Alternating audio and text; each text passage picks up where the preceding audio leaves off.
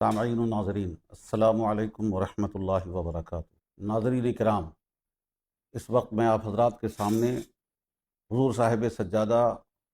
حضرت سید محمود اشرف صاحب اشرفی جیلانی دامت برکاتہم القدسیہ کی حکم و ہدایت پر حاضر ہوا ہوں۔ دراصل معاملہ بات یہ ہے جو مجھے پیش کرنی ہے۔ 13 جولائی 2026 27 محرم الحرام امسال، جو 27 محرم الحرام کی شب میں جامعہ اشرف کا جلسہ دستار فضیلت ہوتا ہے، اس جلسے میں اس سال جناب پروفیسر شمیم الدین احمد منامی صاحب کا خطاب ہوا، اور اس خطاب میں انہوں نے مخدوم پاک کا ذکر کیا، مختلف باتیں پیش کی، لیکن خطاب کے ایک حصے میں آ کر انہوں نے اس آیت کریمہ لن تنالوا البر حتی تنفقوا مما تحبون کہ تم ہرگز نیکی نہیں پا سکتے ہو جب تک کہ تم خرچ نہ کرو ان چیزوں میں سے جو تمہیں پیاری ہیں، محبوب ہیں۔ یعنی اپنی پیاری چیز، اپنی محبوب چیز جب تک اللہ کی راہ میں خرچ نہیں کرو گے، بھلائی نہیں ملے گی یا بھلائی کا مقام تمہیں نہیں ملے گا۔ حاضرین کرام، اس آیت کریمہ کے ضمن میں انہوں نے ایک بات کا دعویٰ کیا کہ حضرت علی کرم اللہ وجہہ الکریم رضی اللہ عنہ کی ذات اور اس آیت کریمہ کا مصداق مکمل طور پر ہیں، اور ان پر یہ آیت کریمہ صادق آتی ہے، روشن ہے، بے شک آتی ہے۔ اس آیت کریمہ میں حضرت علی رضی اللہ تعالیٰ عنہ کے حیات طیبہ کے بہت سے پہلو ہیں جو اس آیت کریمہ کے مصداق بن سکتے ہیں، لیکن یہاں پر منامی صاحب نے جس معاملے کو اٹھایا کہ انہوں نے خلافت کے کو موضوع بنا لیا، اور انہوں نے یہ پیش کیا کہ حضرت علی رضی اللہ تعالیٰ عنہ کو کے زمانے میں حضرت صدیق اکبر رضی اللہ تعالیٰ عنہ خلیفہ بنے، ان کو خلافت کی خبر ہوئی تو حضرت علی رضی اللہ تعالیٰ عنہ نے فرمایا کہ ہم ساتھ ہیں، لن تنالوا البر حتی تنفقوا مما تحبون۔ پھر حضرت عمر فاروق رضی اللہ تعالیٰ عنہ خلیفہ ہوئے، آپ کی خلافت کے بارے میں پتہ چلا، خبر ہوئی تو حضرت علی نے آیت پر زبان حال سے کہا لن تنالوا البر حتی تنفقوا مما تحبون۔ اسی طرح حضرت عثمان غنی رضی اللہ تعالیٰ عنہ کی خلافت ملی، خلیفہ بنے، امیر المومنین بنے، اور حضرت علی کو خبر ملی تو فرمایا لن تنالوا البر حتی تنفقوا مما تحبون۔ میں سمجھتا ہوں کہ تقریر کے اس حصے کو جو انہوں نے جس انداز سے پیش کیا ہے، شاید عوام میں اکثر افراد نہ سمجھے ہوں، لیکن علماء کرام نے اس کا مفہوم، مدعا، مضمون اور ما فی الضمیر جو وہ کہنا چاہتے تھے، اس کو علماء نے تو بہرحال اچھی طرح سمجھا ہے، ان کی سمجھ میں آیا کہ وہ یہ کہنا چاہتے ہیں۔ اس کا مفہوم و مضمون یہ ہے کہ گویا حضرت علی رضی اللہ تعالیٰ عنہ کے سامنے جب حضرت صدیق اکبر رضی اللہ تعالیٰ عنہ خلیفہ بن گئے، ان کو خلافت کی خبر ملی تو حضرت علی نے اس خلافت کے منصب کو قربانی دے دی،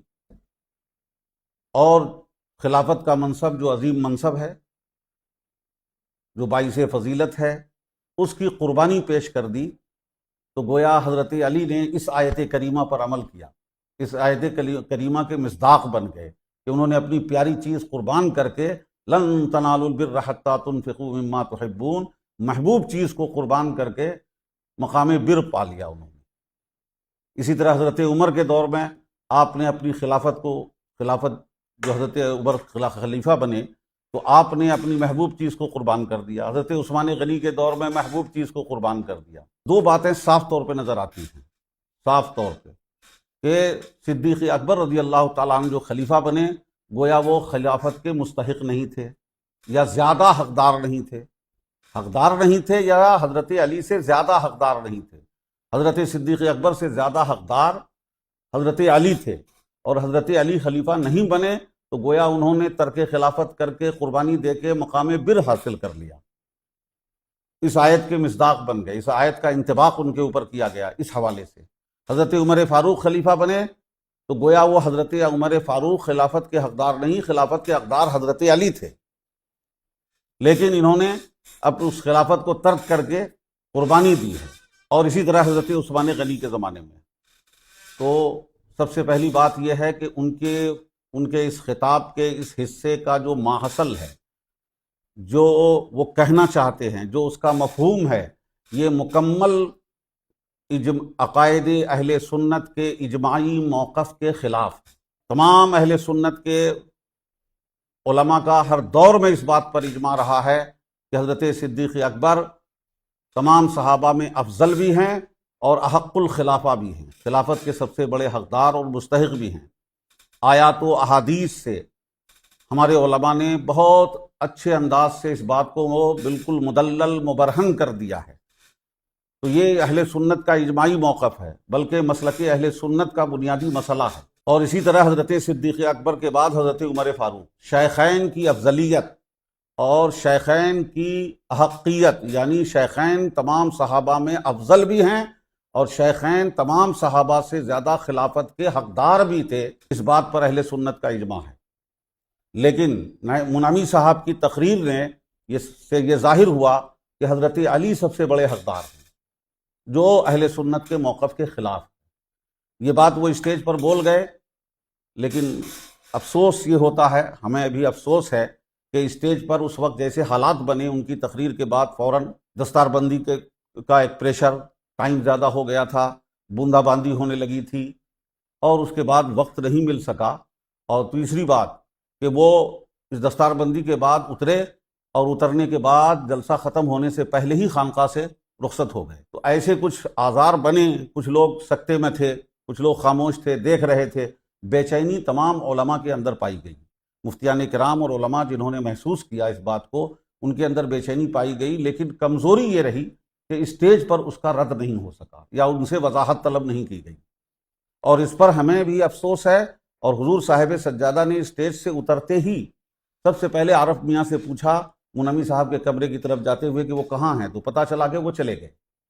اس کے بعد حضور صاحب سجادہ یہاں آئے، ہماری آفس میں آئے۔ مولانا فاضل صاحب میسوری، مولانا سیف خالد، مولانا منظور عالم اشرفی اور دیگر علماء، مولانا جمال الرافع، سیف خالد صاحب سب موجود تھے۔ ان کے سامنے انہوں نے فرمایا کہ یہ غلطی ہو گئی، یہ مسئلہ یہ غلط ہو گیا ہے، غلط بات بول کر وہ چلے گئے ہیں، اور اس دن سے بے چینی ظاہر ہے۔ اب اس کے بعد بیچ میں بہرحال یہ بھی بات آئی کہ ان سے پہلے رابطہ کر کے وضاحت طلب کی جائے، تو ان سے رابطہ کرنے کی کوشش کی گئی، اور یہاں سے مولانا شبیر احمد، مفتی شبیر احمد راج محلی جامعی نے ان سے رابطہ کیا، اور انہوں نے باضابطہ یہ بیان دیا، اور ان کے پاس ریکارڈنگ موجود ہے کہ انہوں نے ان سے گفتگو کرتے ہوئے کہا کہ آپ خود متکلم ہیں، وضاحت کر دیں اپنی اس تقریر کے اس حصے کی، تاکہ لوگ مطمئن ہو جائیں۔ آپ متکلم ہیں۔ تو انہوں نے صاف کہا میں اس پر کوئی وضاحت نہیں دیتا، اور انہوں نے فون کاٹ دیا۔ یہ مفتی شبیر راج محلی صاحب نے بیان دیا ہے، میرے پاس اس کا ریکارڈ محفوظ ہے۔ تو یہ مرحلہ بھی طے ہو گیا کہ ان کو وضاحت کا موقع دیا جائے۔ اس کے بعد مزید یہ ہوا کہ میں ان پر ڈائریکٹ الزام نہیں لگا سکتا، لیکن ان کے حواری موالی کی طرف سے فیس بک پر بیان آ رہا ہے، جو ان سے متعلق افراد ہیں، خانقاہ منامیہ گیا سے بیان آ رہا ہے، جنہوں نے ہمارے یعنی یہ قرینہ سا بن گیا ہے کہ وہ جو ہم نے سمجھا ہے اور جو وہ تاثر دینا چاہتے تھے، جسے ہم لوگوں نے سمجھا، وہی وہ ان کا موقف ہے، یہ اس کے قائل ہیں۔ اس لیے انہوں نے وضاحت نہیں دی کہ وہ صدیق شیخین کے مقابلے میں حضرت علی کو زیادہ حقدار سمجھتے ہیں، خلافت کا حقدار، اور حضرت علی کا خلافت سے دستبردار ہو جانا یا خلافت کا دعویٰ نہ کرنا، مزاحمت نہ کرنے کو حضرت علی کی قربانی شمار کرتے ہیں۔ یہ بالکل ایک گمراہانہ عقیدہ ہے، اہل سنت کے اجماعی موقف کے خلاف ہے۔ اہل سنت کے علماء، مشائخ، صوفیاء سب کا اجماعی موقف ہے، چاہے حضرت غوث اعظم ہوں، غریب نواز ہوں، محبوب الہی ہوں، مخدوم پاک ہوں، سب کا یہ اجماعی موقف ہے، اور اس کے خلاف انہوں نے یہ شوشہ چھوڑا ہے۔ آج کل سوشل میڈیا پر کچھ لوگ اس موقف، اپنے موقف یعنی حضرت علی کی تفضیل اور خلافت کی حقیت، زیادہ حقدار ہونے پر دلائل پیش کر رہے ہیں۔ تو میں ایک بات عرض کر دوں کہ یہ مسئلہ ہمارا اس وقت تحقیق کا موضوع نہیں ہے۔ تحقیق پر بہت ساری گفتگو ہو سکتی ہے، فضائل پہ بڑی گفتگو ہو سکتی ہے، حضرت علی کے بھی فضائل کم نہیں ہیں، لیکن وہ ساری گفتگو کا یہ محل نہیں ہے۔ مختصراً یہ ہے کہ یہ مسئلہ تحقیق کا نہیں ہے، مسئلہ فیصل ہو چکا ہے۔ اہل سنت کا موقف بن چکا ہے، تو اب 1400 سال کے بعد کسی کی یہ مجال نہیں ہے کہ وہ اس مسئلے میں اپنا کوئی موقف دے سکے۔ کوئی موقف دینے کی اہلیت رکھنے والا کوئی اس وقت موجود نہیں ہے۔ ہم لوگ صرف اپنے اسلاف، بزرگوں اور علماء مشائخ کے موقف کی پیروی کرنے کے پابند ہیں۔ ایک بات یہاں پر میں وضاحت کر دوں کہ اسٹیج پر جو کم ہمتی کہیے، عزیمت پہ عمل نہ ہو سکا، فوراً فیصلہ نہ ہو سکا، سستی ہو گئی، کاہلی ہو گئی، لوگ چیمی گوئیوں میں رہ گئے، کچھ ایسے معاملہ حالات اور آثار بھی بنے کہ جس کی وجہ سے لوگ ہمت نہیں کر سکے، لیکن یہ سارے آثار کے بعد ہم اس بات کو تسلیم کرتے ہیں کہ یہ کوتاہی ہوئی ہے، یہ کمزوری ہوئی ہے کہ بروقت اسٹیج پر اس کی صفائی نہ ہو سکی، اور اس کے لیے ہم صرف یہی کہہ سکتے ہیں کہ یہ بیان جو ہم جاری کر رہے ہیں یہ ہماری طرف سے ہمارا موقف سامنے آئے، جامع اشرف کا، خانقاہ اشرفیہ کا، حضور صاحب سجادہ کا، علماء جامع اشرف کا یہ موقف سامنے آئے، اور جو ہم سے کوتاہی ہوئی ہے اس کا تدارک صرف ہم اس طرح کر سکتے ہیں کہ ہم استغفار کریں، نادم، ہم اس پہ ندامت کا اظہار کرتے ہیں بلا خوف لومۃ لائم کہ ہم سے کمزوری ثابت ہوئی ہے، کہ ہم نادم ہیں اس بات پر، اور استغفار پڑھتے ہیں اللہ معاف کرے سب کو۔ تو یہ اس موقف کو واضح کرنا تھا۔ الحمدللہ تمام علماء اہل سنت کا موقف ہے، اکابر اہل سنت کا موقف، مشائخ کا موقف، سب کا موقف، لیکن میرے لیے آخری یہ ہے، ہمارے طریقت کے امام اور خانواد اشرفیہ، خانقاہ اشرفیہ، سب کے مرکز عقیدت قدوۃ الکبریٰ حضرت سیدنا مخدوم اشرف جہانگیر سمنانی عثمانی علیہ الرحمت و رضوان غوث العالم محبوب یزدانی کا جو موقف ہے، وہ موقف میں آپ کے سامنے پیش کر رہا ہوں، اور آپ تمام سنی اشرفی حضرات سے یہ گزارش کرتا ہوں کہ اسے اپنا موقف بنائیں گے، اور منامی صاحب سے بھی میں امید رکھتا ہوں کہ وہ غور کریں گے اور اہل سنت کے موقف پر ضرب لگانے کے بجائے اپنے لیے ہدایت کا راستہ اپنائیں۔ اللہ پاک ان کو ہدایت نصیب فرمائے۔ ہم نے ہمارے یہاں سے موقف انشاءاللہ اس سے پہلے جو موقف کا اعلان ہو چکا ہے، انشاءاللہ تبارک و تعالی آئندہ سال عرس میں کیا جائے گا، اور میں کوشش یہ کروں گا کہ ہر سال مخدوم پاک کا کہ موقف کے تلاوت و نعت کے بعد، مخدوم پاک کے موقف کے بعد جلسے کا آغاز ہو، اور تمام لوگوں کو یہ متنبہ کر دیا جائے کہ یہ موقف ہے، اس موقف کے دائرے میں رہتے ہوئے گفتگو کریں۔ حضرت مخدوم پاک کا جو موقف ہے کے سامنے پیش کر رہا ہوں، یہ رسالہ قبریہ ہے، اور یہ رسالہ حضرت مخدوم پاک نے اپنے آخری دور میں اپنے روضے پر قبر تیار کرا کے، قبر کے اندر جو آپ نے چلہ فرمایا اس میں آپ نے یہ تحریر فرمایا، اسی لیے اس کا نام رسالہ قبریہ ہے۔ میں تیزی سے پڑھتا ہوں اس کو۔ سبحانہ من عز شانہ وعلی امرہ وبرہانہ والصلاة والسلام علی نبیہ افضل الانبیاء محمد وآلہ واصحابہ اجمعین، والسلام علی من اتبع الہدی وعلی اخواننا واحبابنا۔ نحن آمنا وصدقنا باللہ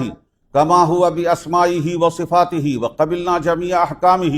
ونحن نؤمن ونعتقد بجمیع اعتقاد اہل الاسلام والایمان کما ہی ارادۃ اللہ ورسولہ، کما قال اللہ تعالی آمن الرسول بما انزل الیہ من ربہ والمؤمنون کل آمن باللہ وملائکتہ وکتبہ ورسولہ لا نفرق بین احد من رسلہ۔ آیت کریمہ کے بعد پھر مخدوم پاک فرماتے ہیں نؤمن باللہ ورسولہ ونعتقد بفضل اصحابہ۔ اردو میں اب یہاں سے میں ترجمہ کر دیتا ہوں۔ فرماتے ہیں غوث العالم محبوب یزدانی کہ ہم ایمان لاتے ہیں اللہ پر اور اس کے رسول پر، اور ہم اس بات کا اعتقاد رکھتے ہیں، نعتقد، اعتقاد رکھتے ہیں بفضل اصحابہ، رسول پاک کے اصحاب کی فضیلت کا، مجموعی تمام صحابہ کی فضیلت پر اعتقاد رکھتے ہیں۔ آگے فرماتے ہیں، توجہ دینے کی بات ہے کہ منامی صاحب کا موقف غوث العالم کے موقف کے خلاف ہے۔ فرماتے ہیں وحق الخلافت ابو بکر ابن ابی قحافہ علی سائر المسلمین والتابعین، کہ حق الخلافہ، خلافت کے سب سے بڑے حقدار ابو بکر ابن ابی قحافہ ہیں، علی سائر المسلمین، تمام مسلمان و تابعین پر۔ پھر فرماتے ہیں ثم افضل اصحابہ واحق الخلافت عمر، کہ پھر تمام صحابہ میں افضل اور خلافت کے سب سے زیادہ حقدار عمر ہیں، ثم عثمان ثم علی رضی اللہ عنہ،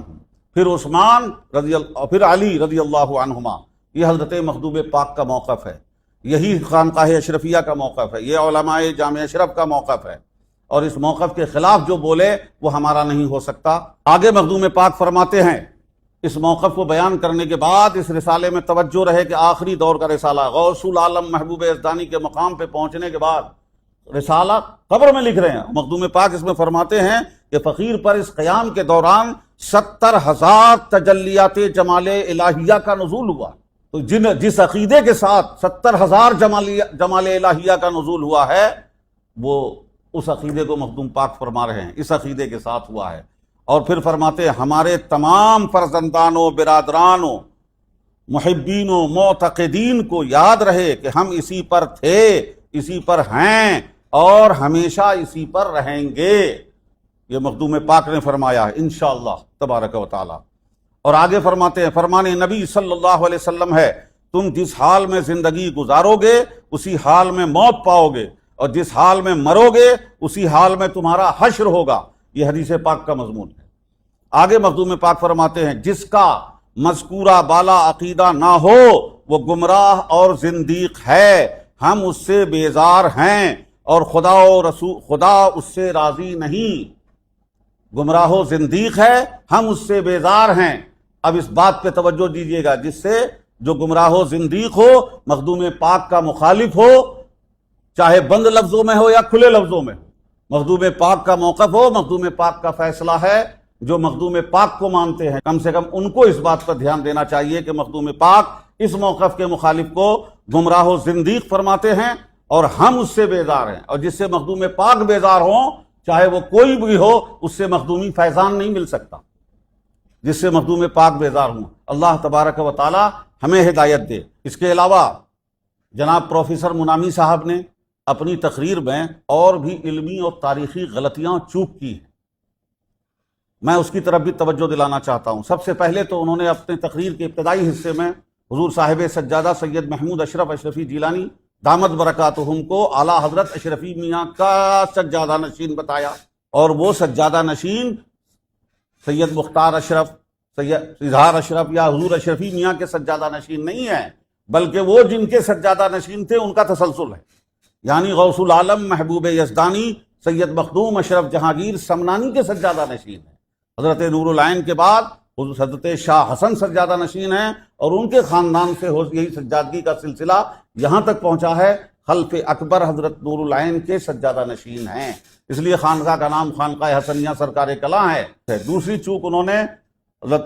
لطائف اشرفی کے بارے میں فرما دیا وثوق و اعتماد کے ساتھ کہ آپ کو پتہ نہیں ہے کہ لطائف اشرفی نے کو صرف نظام یمنی نے مرتب نہیں کیا، بلکہ 2 مرتب ہیں اس کے. بلا دلیل دعویٰ ہے کہ حضرت کے لطائف اشرفی کے مرتب 2 ہیں. ہاں، مکتوبات اشرفی کے مرتب 2 ہیں، حضرت نور العین اور حضرت شاہ نظام یمنی علیہم الرحمہ. لطائف اشرفی کے بلا کسی تردد کے صرف تنہا مرتب ہیں حضرت شاہ نظام یمنی خلیفہ مخدوم اشرف. میں کہتا ہوں کہ ہاتھو برہانکم ان کنتم صادقین، لطائف اشرفی کے مرتب صرف شاہ نظام یمنی ہے. کلام اس میں بہت سارے لوگوں کا ہے، وہ مرتب ہیں، مصنف نہیں ہے، ترتیب دیا ہے انہوں نے. دوسری بات، انہوں نے جناب فاضل میسوری صاحب نے جو کہا کہ مخدوم پاک ہندوستان کے اندر وحدت الوجود کے نظریے کے مبلغ ہیں، تو اس پر انہوں نے کہا کہ حضرت مخدوم پاک صرف وحدت الوجود کے مبلغ نہیں ہیں، بلکہ انہوں نے عبداللہ سمنانی سے وحدت الشہود کی تعلیم لی ہے. یہ بالکل تاریخی اعتبار سے، علمی اعتبار سے بودھی بات ہے. سب سے پہلے اس لیے کہ علاؤالدولہ سمنانی رحمۃ اللہ علیہ جو شروع میں حضرت مخدوم پاک نے جن سے فیض پایا ہے، تربیت لی ہے، بالکل سچ ہے، لیکن وہ وحدت الشہود کے قائلین میں سے نہیں ہیں. وحدت الشہود کی اصطلاح ہی امام ربانی مجدد الف ثانی جو 12ویں صدی کے مجدد ہیں، انہوں نے اپنے مکتوبات میں پیش کیا. اگر کوئی اس سے پہلے وحدت الشہود کے نظریے کا کوئی اس اصطلاح کا کہیں وجود بتا دے، وحدت الشہود کا کہیں انہوں نے قول نہیں کیا، نہ مخدوم پاک کو وحدت الشہود پڑھایا ہے. دوسری بات یہ کہہ دینا کہ انہوں نے ان سے وحدت الشہود لیا اور حضرت عبد الرزاق کاشی سے وحدت الوجود کے لیے خصوص الحکم فتوحات مکیہ سبقن پڑھی، ادھر سے وحدت الوجود لیا، ادھر سے وحدت الشہود لیا، یہ کتنی بودھی بات ہے. تو آخر میں عرض یہ کرنا ہے کہ ان کی تقریر کا وہ حصہ آمدن گویا انہوں نے بند لفظوں میں اپنی فکر اور اپنا نظریہ کے خانقاہ میں بولنے کے لیے انہوں نے اس کو خاص طور سے موضوع بنایا. تقریر جو سنیں گے وہ سمجھ جائیں گے کہ وہ تقریر کے ایک حصے سے رجوع پلٹتے ہوئے متوجہ ہوتے ہوئے اس آیت کو لایا اور حضرت علی پہ فٹ کیا، لن تنالوا البر حتى تنفقوا مما تحبون. لیکن اس آیت کا جو غلط طور پہ استعمال کیا گیا، اس کی تفسیر کی گئی اور اس کی وضاحت اور اس کا انطباق کیا گیا، یہ بالکل غلط، جاہلانہ اور اہل سنت کے موقف کے کھلی مخالفت ہے. ہم اس کی تردید کرتے ہیں اور ان سے بھی گزارش کرتے ہیں کہ وہ غور کریں اور ایسے فکر سے توبہ کریں. دوسری بات کہ اب یہاں پر اس کا ہم تجزیہ کریں کہ انہوں نے اس خلافت میں حضرت علی کو حقدار سمجھا، سب سے بڑا حقدار سمجھا، تو حضرت علی نے قربانی دے دی. تو خلافت دنیاوی عیش و عشرت کا منصب تھا یا دینی فضیلت اور عظمت کا منصب تھا؟ تو کیا دینی فضیلت و عظمت کے منصب کو قربان کرنا بھی یہ بر حاصل کرنا ہے؟ دینی اعتبار سے ہو، اور اگر دینی اعتبار سے عظمت و فضیلت کا منصب تھا تو پھر آگے جا کر کے وہ دنیا کو 3 طلاق دے کر کہ دنیا کو حضرت علی نے 3 طلاق دی، یہ اشارہ کیا کیا انہوں نے؟ یہ کس طرف اشارہ تھا؟ اگر یہ دنیا تھی جسے علی نے طلاق دیا ہے، مولا علی نے طلاق دیا ہے، اگر یہ دنیا تھی اور حضرت علی اس کے طلبگار تھے، اور اگر یہ دین کے عظیم منصب، یقیناً قرآن کی آیت ثابت ہے کہ خلافت میں خلفائے اربعہ، خلفائے راشدین، یہ سب حرص و ہوس سے پاک تھے، اس میں کوئی دنیا طلبی نہیں تھی، بلکہ وہ ایک فضیلت اور عظمت کا منصب تھا، دین کی تقویت اور اسلام کی خدمت کا موقع تھا، کی ذمہ داری تھی. اس ضرور وہ ایک اعزاز کی بات تھی، لیکن اس جگہ جا کر 3 طلاق کی بات کر دینا، حضرت علی نے 3 طلاق دے دیا دنیا کو، تو پوری خلافت کو دنیا ہونے کا اشارہ کر دیا، اور پھر اس میں حضرت علی کو حقدار اور طلبگار بنا دیا. اللہ پاک نیک توفیق عطا فرمائے. اب آخر میں یہ کہتے ہیں، علامہ ابن عربی مالکی نے تواتر کا دعویٰ کیا ہے کہ یہ روایت حضرت علی سے درجہ تواتر کو پہنچی ہوئی ہے، اور اس روایت کو شیعہ کے رجال اسماء الرجال کی کتاب میں شیعی امام نے، رجال کشی نے اس کو اپنی کتاب میں نقل کیا ہے. اس کے علاوہ مسند امام احمد میں، کنز العمال میں، مسند علی ابن طالب میں، فضائل اور تاریخ دمشق لابن عساکر میں، المسند لابن ابی عاصم میں، یہ ساری کتابوں میں یہ موجود ہے. اور اس کو علامہ ابن عربی نے دعویٰ کیا ہے، مالکی رحمۃ اللہ علیہ نے، کہ یہ تواتر کو پہنچی ہوئی ہے. ذرا اس روایت کو غور سے سنیں کہ حضرت علی رضی اللہ تعالیٰ عنہ کوفے کی مسجد میں، جامع کوفہ میں ممبر پہ کھڑے ہو کے فرماتے ہیں، روایت کے الفاظ یہ ہیں کہ حضرت علی نے خطبہ دیتے ہوئے کوفے کی مسجد میں فرمایا، لئن اوتیت برجل یفضلنی علی ابی بکر و عمر، کہ اگر میرے پاس ایسا شخص لایا گیا جو مجھے فضیلت دیتا ہے ابو بکر و عمر پر، لأجلدنہ حد المفتری، تو میں اسے بہتان، تہمت لگانے والے کی حد اس کو جاری کروں، سزا دوں گا. یہ حضرت علی نے فرمایا کہ اگر مجھے کوئی عمر و حضرت ابو بکر صدیق، عمر فاروق رضی اللہ عنہما پر فضیلت دینے کی بات کرے گا تو میں اسے تہمت اور الزام لگانے والوں کی سزا دوں گا، والا مفتری کی حد جاری کروں گا اس پر. یہ حضرت علی نے فرمایا ہے، یہ قول ہے، اور چونکہ کوفے کی جامع مسجد میں خطبے میں فرمایا تو یہ روایت بہت عام ہو گئی. تو یہ میں نے ایک حدیث پیش کر دی ہے تاکہ منامی صاحب کے موقف کے بارے میں ہمارے عوام اہل سنت اشرفی برادران کو پتہ چل جائے کہ یہ قرآن کا موقف ہے، یہ حدیث کا موقف ہے، یہ خود حضرت علی صرف مخدوم پاک، قریب نواز، غوث اعظم، محبوب الہی کا نہیں بلکہ اب مولا علی کا بھی موقف یہی ہے. الحمدللہ ہم اسی موقف پہ قائم ہیں جو اہل سنت و جماعت کے علماء مشائخ کا اجماع ہے جس پر، اور جو ہمارے مخدوم پاک کا موقف ہے، بلکہ خود مولا علی رضی اللہ تعالیٰ عنہ نے جو ہمیں موقف دیا ہے اس پر ہم قائم ہیں. اللہ تعالی ہم سب کو ہدایت نصیب فرمائے. اور میں اپنی بات محدث اعظم ہند رحمۃ اللہ تعالی علیہ کے اس شعر پہ ختم کرتا ہوں کہ مرتبہ حضرت صدیق کا ہے یہ سید، مرتبہ حضرت صدیق کا ہے یہ سید، ہر فضیلت کے وہ جامع ہیں نبوت کے سوا.